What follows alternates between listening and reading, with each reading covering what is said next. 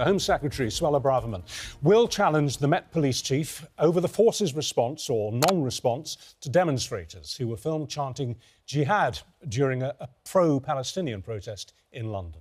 Well, the Met Police has defended the force's decision, and Transport Secretary Mark Harper joins us now from Westminster. Lots to talk to you this morning about, Mr. Harper, but let's kick off with our lead story that's dominating all the front pages as well, which is this clash and this chanting of Jihad and the apparent lack of action from the Met Police to step in. In your view, should they have done or not? And is the law currently there to make their action reasonable? I think, well, look, I think on the clip itself, I think most people will have found it very disturbing, and the Home Secretary and I would want the police to use the full force of the law. They're obviously operationally independent, and as are the Crown Prosecution Service, but the Home Secretary will want to talk to them about this situation and make sure that they feel they have the tools they need. It's why the Prime Minister, for example, the week before last, had a roundtable with the police to talk about the laws on incitement, to make sure the police feel they have the laws in place and the confidence to use them. And I know those are the points the Home Secretary will be making with the Metropolitan Police Commissioner today. Because the former head of counter-terrorism, Neil Basu, says he's been warning the government that there were gaps in the law in dealing with this, but they haven't done anything. Is there something about the term that's hit a loophole that you were unaware of, oblivious to, not concerned about until now? Well, on policing of public order offences, we've of course strengthened the law on that over the last year to give the police more powers to deal with protests.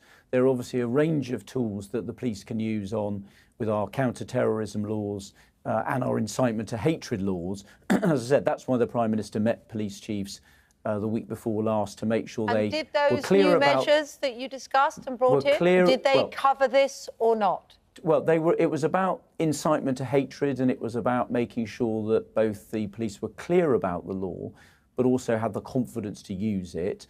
The police are operationally independent, and I know the Home Secretary will be wanting to talk to them today about the policing of the protests at the weekend, and she obviously frequently meets the police to talk to them and will want to make sure they can use the full force of the law. You're not being clear. You've been very clear about the fact you've brought in new laws to tackle this. You're not clear, though, about whether those changes meant that they could have tackled the situation, should have tackled the situation, or not. I take your point, they're operationally independent, so you don't want to comment on what they may or may not have done. But as the government that's being accused of not giving them the power legally to act on this, what is your response? Well, I don't want to get into second-guessing a specific example where they are operationally independent. As I said, we met with them. Why? The Prime Minister met... Well, because the police in our country are operationally independent. It's not for ministers. But they're making the point that it's about the law. They're making the point that it's about the law. Are you suggesting that they might be wrong in their interpretation of the law and are nervous to comment on it because you don't want to publicly say that on television? No, I don't think it's appropriate for ministers to start second-guessing the police on operational issues. But the Home Secretary will want to make sure that they use the full force of the law. The Prime Minister met police chiefs, as I said, over a week ago, a week before last, to talk through specifically laws about incitement to hatred, to make sure the laws were clear and that the police were clear about them and had the confidence to use them. And I know the Home Secretary will want to talk to the Metropolitan Police Commissioner when she meets him today to talk through these issues. But they are operationally independent, and I don't want to second-guess them on a specific issue. But that's why the Home Secretary is meeting with them to talk through these issues today. Yes, we know that. But listen, before we leave this, I mean, you must have a personal opinion on this, and you are entitled to express it. What do you think should happen to protesters who quite aggressively shout the word jihad on the street during an anti-Israeli, pro-Palestinian protest? Do you think they should be prosecuted? What's your personal opinion as a human being? Well, I said to you at the beginning of the interview that I found those scenes disturbing, and one of the things that we've been clear about is wanting to make sure that we have robust policing and we put resources into making sure every community in the country, particularly the Jewish community, feels safe. That's why we put more money into the Community Security Trust. In that case, I'm taking from that your gut would be to welcome a prosecution in a case like this. Well, look, I think those scenes were disturbing. I want the police to use the full force of the law, and that's why I welcome the fact the Home Secretary is going to be talking to them. Right, can we just have a look back over your weekend and that of all of your colleagues? It must have been a pretty dodgy weekend for you all after the election results on Thursday, the by-election results. How are you feeling? Well, look, clearly the by-election results were disappointing. We had two fantastic candidates, and I campaigned in both of the by-elections myself. But it is worth noting they were both low turnouts. Labour's vote in mid-Bedfordshire, for example, was lower than it was in 2019. But look, there were clearly Conservative voters that stayed at home. That's a challenge for us. That's a reason why we've got to work hard on delivering the people's priorities. You know, the halving inflation, growing the economy, keeping debt under control, making sure we deliver on those. The government's focused on delivering. It's ultimately how we deliver on these things that people will judge us on. Well, you haven't got much time, have you? You've only got about a year left. Well, we need to keep focused on those things. Look, by-elections, governments very rarely win by-elections. Turnouts are often low, but general elections are what matters, and that's why the government's keeping focused on the important things that people care about. It's why, for example, why we've announced the decisions that I have today on more money for bus services. Those are things that really matter to people across the country, and that's what the government is focused on delivering. On that, you are announcing a funding boost. You are Transport Secretary. I know you want to talk about that. Fair enough. Labour say that you're committing to 25 more bus miles, but actually 175 million have been lost in the last 5 years. So is this 25 million more on top of the ones that have lost, or is it just a slightly embarrassing small amount of the ones that have disappeared? No, it's a very significant amount of money that we're putting in. It's £1 billion from the HS2 savings are going to be put into buses. The £150 million is the first instalment of that next year.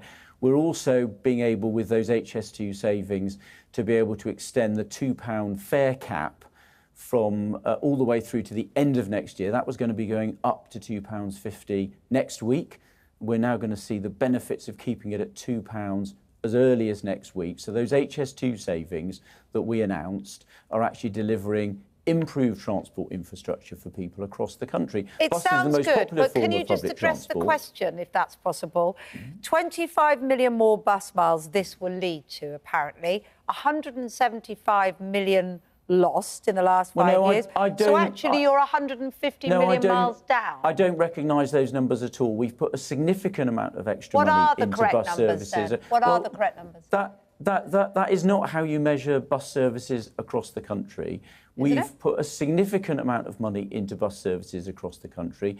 Every local authority has had money for their bus service improvement plans as they strengthen the bus network, and we've put a huge amount of money into buses post the pandemic. We're still seeing fewer people using buses post-pandemic. I want to see more people using our bus services, and that's why we've put this investment in for the next year.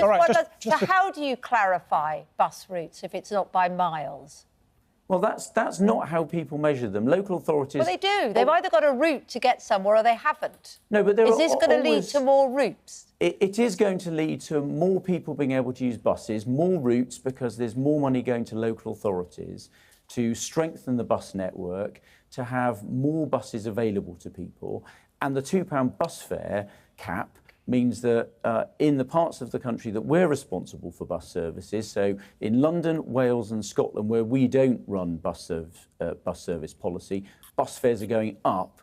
England outside London is the only part of the UK where bus fares are falling. 7.4% reduction, 11% down in rural areas. That means more people can use buses. That's a really important boost to the cost of living across the country. OK, well, I was going to ask you if you were confident that you'd still have Mr Sunak as your leader and the Prime Minister when you do go into the general election, because some letters have gone into the 1922 committee, as you know. There is looking like a challenge, but we're out of time to talk about that, but maybe next time you come on. A pleasure. I'm fully supporting the Prime Minister, and he'll absolutely be taking us into the next election. Thought you might say that. Thank you. OK, thanks very much indeed, Minister. Have a good day. Thank you. Speak to you, Mr Harper, this morning.